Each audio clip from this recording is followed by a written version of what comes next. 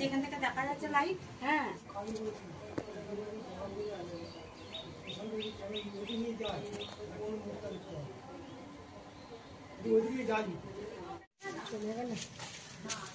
ওই সাইড দিয়ে ঘরটা দেখতে হবে।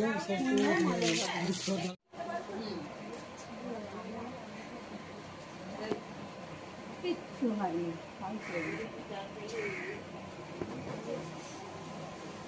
ওই জানলাটা দিয়ে শরীর ভেতরে চলে যাবে।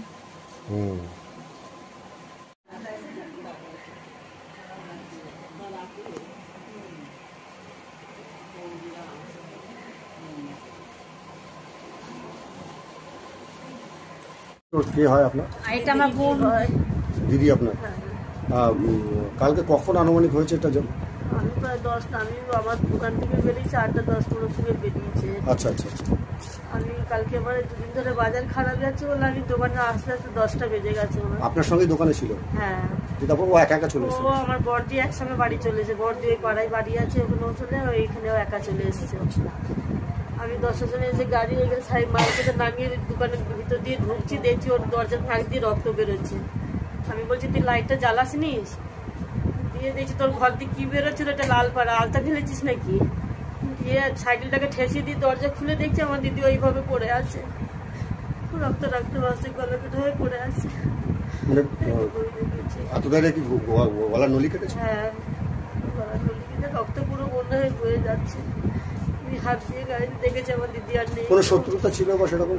আমি ওইটা বলতে পারছি না, চোখে দেখা নেই কি আর শত্রু, তাও বলতে পারবো না।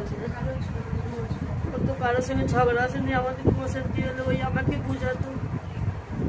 ও সন্তান নেই, আমাদের দুটো ছেলে মেয়ে, বড়দির ছেলে মেয়েকে খুবই ভালোবাসতো। ওনার ছেলে মেয়ে? না, ওনার কোনো সন্তান নেই। ওনার হাজবেন্ড? ওনার হাজবেন্ড ওই রাঁধুনি বিয়ে দীঘাতে 3 দিনের টুরিস্টে রান্নার কাজ পেয়েছে, গেছে ওখানে। উনিও বাড়ি নেই? না, পুরো সুযোগ বুঝেই করেছে। বাড়িতে কেউ নেই, আমারও স্বামী বাইরে থাকে, দুটো ছেলে বাইরে থাকে। ওনারা স্বামী কালকেই বেরিয়েছে, থাকার মধ্যে আমরা যিনি মারা গেছেন ওনার নাম? প্রতিমা চক্রবর্তী। আপনার নাম? আমার নাম বুলবুলি মজুমদার। জায়গাটা কোথায় ম্যাম? হ্যাঁ, এটা সিধুয়াপল্লী 4 নম্বর ওয়ার্ড হচ্ছে।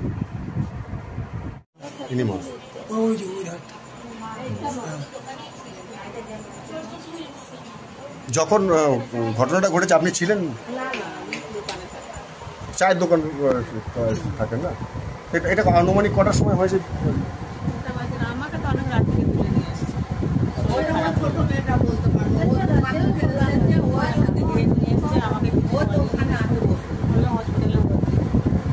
আপনার কোন মেয়েটা?